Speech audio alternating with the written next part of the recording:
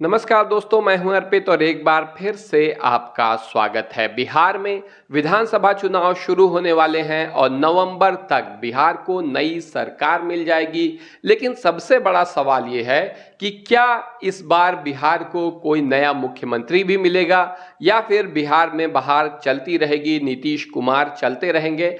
आपकी जो भी राय हो कि आप बिहार के मुख्यमंत्री के रूप में किसे देखना चाहते हैं, कमेंट करके जरूर बताइए। हम आपके सामने आज एक ऐसा सर्वे लेकर आए हैं जिससे बिहार की राजनीतिक स्थिति पूरी तरीके से स्पष्ट हो जाएगी और साफ पता चल जाएगा कि बिहार में कौन सी पार्टी कितनी सीट जीतने जा रही है। तो आइए, लेकिन सबसे पहले एक नजर आप जो है 2020 के चुनाव पर भी डाल लीजिए, जहां पर आप देख सकते हैं कि एनडीए गठबंधन को 125 सीट मिली थी, जिसमें बीजेपी को 74 सीट मिली थी और वो दूसरी सबसे बड़ी पार्टी बनी थी। जेडीयू को मात्र 43 सीट मिली थी, जो कि नीतीश कुमार के लिए बहुत ही चिंता का विषय था। हालांकि इसके बावजूद वो 5 साल बिहार के मुख्यमंत्री बनने में सफल रहे। हम पार्टी को मात्र 4 सीट मिली थी, वीआईपी को भी 4 सीट मिली थी। तो ये है हालत एनडीए गठबंधन की।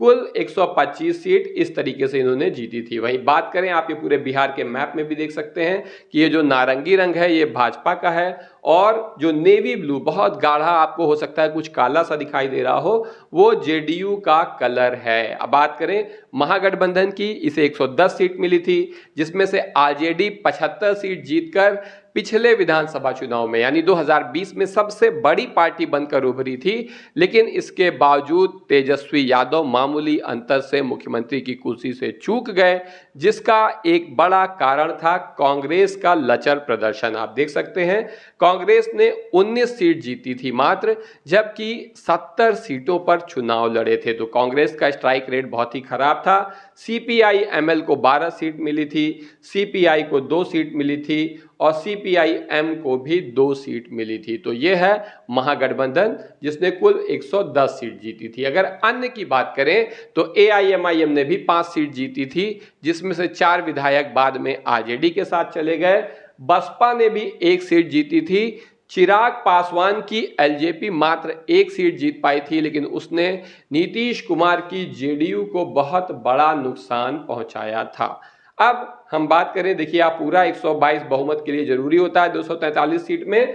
तो भाजपा का जो एनडीए गठबंधन है 125 सीट जीतने में सफल रहा था, जबकि महागठबंधन 110 और अन्य को 8 सीट मिली थी। लेकिन आपको बता दें कि जो 2015 का विधानसभा चुनाव हुआ था उसमें भाजपा अकेली थी, जेडीयू और आरजेडी साथ मिलकर लड़े थे। नतीजा यह हुआ कि एनडीए मात्र 58 सीटों पर सिमट कर रह गई थी, जबकि 178 सीट तब महागठबंधन को हासिल हुई थी। क्यों? क्योंकि नीतीश कुमार और लालू यादव साथ में थे, आरजेडी और जेडीयू एक साथ में थी, अन्य को तब भी 7 सीट ही मिली थी। तो भाजपा की वास्तविक स्थिति अगर आपको बिहार में समझनी है तो 2015 के चुनाव से आप समझ सकते हैं। नीतीश कुमार के बल पर ही भारतीय जनता पार्टी की राजनीति बिहार में चल रही है। तो अब हम आपके लिए इस चुनाव का यानी कि 2025 में जो विधानसभा चुनाव हो रहा है उसका सर्वे लेकर आए हैं और आप देख सकते हैं कि ये सर्वे जो हुआ है, ये इसकी तारीख भी है कि पार्टी जो भी बिहार में है वो 14 अगस्त 2025 तक क्या स्थिति थी ये बताया गया है। इसके बाद थोड़ा जो है चुनाव अभियान भी चला है, लेकिन जो मूल वोटर, मूल सपोर्टर होता है वो चुनाव अभियान से बदलता नहीं है। कुछ ऐसे वोटर जो किसी भी पाले में जा सकते हैं, उन पर ही चुनाव अभियान का प्रभाव पड़ता है। तो सीमांचल क्षेत्र में आप देख सकते हैं बिहार के, यहां पर 24 सीट है कुल, जिसमें 8 से 9 सीट मिल रही है एनडीए गठबंधन को। वहीं महागठबंधन को 12 से 13 सीट मिल रही है, यानी सीमांचल में महागठबंधन को स्पष्ट रूप से बढ़त हासिल है एनडीए के ऊपर, 12 से 13 सीट जीत रहा है।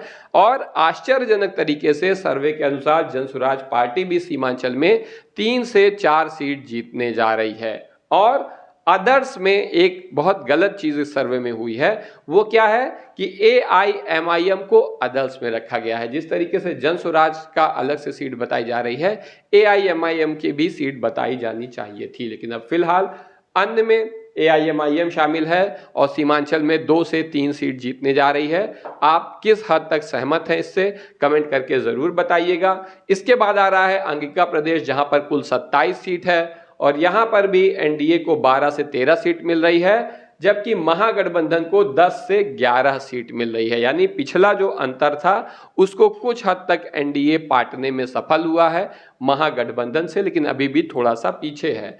जन स्वराज पार्टी को यहां भी 4 से 5 सीट मिल रही है। क्या जन स्वराज पार्टी सच में इतना अच्छा प्रदर्शन कर पाएगी? सोशल मीडिया पर तो बहुत मजबूत है जन स्वराज, मेन स्ट्रीम मीडिया में भी बहुत मजबूत है, लेकिन जमीन पर मजबूत है कि नहीं? क्योंकि खाली पार्टी ही नहीं, चुनाव तो प्रत्याशी लड़ते हैं। क्या जन स्वराज पार्टी को इतने अच्छे प्रत्याशी मिल पाएंगे जो चुनाव जीत भी पाएं, या फिर केवल वोट काटने का काम करेगी? आपकी जो भी राय हो कमेंट करके जरूर बताएं।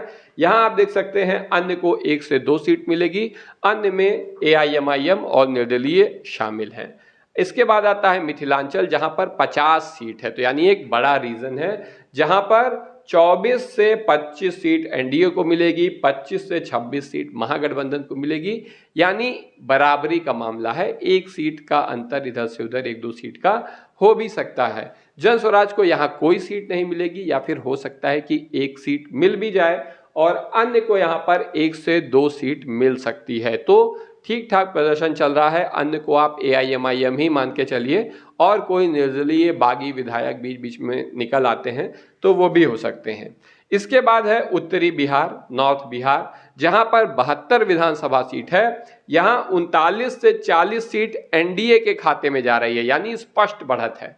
70 में 39 से 40 यानी आधी से भी ज्यादा सीटें NDA जीत रहा है, जबकि महागठबंधन को 29 से 31 सीट ही मिल सकती है। यानी यहां पर उत्तरी बिहार में महागठबंधन पिछड़ता हुआ नजर आ रहा है। इस सर्वे के अनुसार 3 से 4 सीट जन स्वराज पार्टी को मिल सकती है, यानी जन स्वराज पार्टी यहां भी ठीक ठाक प्रदर्शन कर रही है, हालांकि वैसा नहीं जैसा कि दावा कर रहे हैं प्रशांत किशोर, और अन्य को यहां पर 1 से 2 सीट मिल सकती है।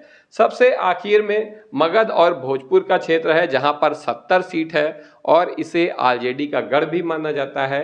इन 70 में से 25 से 27 सीट NDA को मिल रही है, लेकिन जबरदस्त प्रदर्शन है महागठबंधन का। 39 से 40 सीट यहां पर महागठबंधन जीतने जा रहा है। यानी जो भी कमी उत्तरी बिहार में हुई थी उसकी भरपाई भी हो गई है, थोड़ी बढ़त भी हासिल हो गई है, और जन स्वराज पार्टी यहां 4 से 5 सीट जीत जाएगी, 1 से 2 सीट अन्य को भी मिल सकती है। तो इस तरीके से जो कुल 243 बिहार में विधानसभा सीट है, उसमें 108 से 114 सीट मिल सकती है NDA गठबंधन को। पूर्ण बहुमत के लिए 122 सीट चाहिए, यानी NDA को पूर्ण बहुमत हासिल नहीं हो पाएगा। कम से कम 108, ज़्यादा से ज़्यादा 114 सीट NDA के खाते में जा रही है। महागठबंधन को 115 से 121 सीट जा रही है, यानी कि कम से कम 115 सीट या अधिक से अधिक 121। मतलब स्पष्ट है कि पूर्ण बहुमत इन्हें भी नहीं मिल पाएगा, 1-2 सीट की कमी रह सकती है। जन स्वराज पार्टी को 14 से 19 सीट मिल रही है, गठबंधन में है नहीं, बहुमत का सवाल ही नहीं है। और प्रशांत किशोर ने दावा किया है कि वो किसी भी गठबंधन में नहीं जाएंगे, बल्कि अगर उनकी सरकार नहीं बनती है, जो कि जाहिर सी बात है नहीं बनेगी, तो अपने सारे विधायकों को फ्री छोड़ देंगे कि जहां तुम्हारा मन हो चले जाओ, जिस पार्टी के साथ जाना हो चले जाओ, हम 0 से शुरुआत करेंगे अगले विधानसभा चुनाव में। तो ऐसे में इन विधायकों का समर्थन किसी भी गठबंधन को मिल सकता है, महागठबंधन को भी और NDA गठबंधन को भी। अन्य में 6 से 11 सीट जा रही है, जो कि ज्यादातर जिसमें से AIMIM होगी। पिछली बार AIMIM 5 जीती थी, अब की बार जाहिर सी बात है कि हो सकता है ज्यादा ही जीते, हमें तो ऐसी ही उम्मीद है। आपकी जो भी राय हो कमेंट करके जरूर बताइए।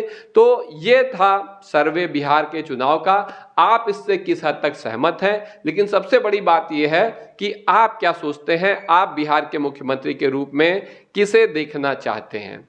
जो भी आपका पसंदीदा नाम हो, चाहे चिराग पासवान हो, चाहे तेजस्वी यादव हो, चाहे प्रशांत किशोर हो या नीतीश कुमार हो, जिसे भी आप बिहार के मुख्यमंत्री के रूप में देखना चाहते हैं, कमेंट करके ज़रूर बताइए। वीडियो को लाइक करिए, चैनल को सब्सक्राइब करिए और अपने दोस्तों के साथ शेयर करना ना भूलिए। धन्यवाद।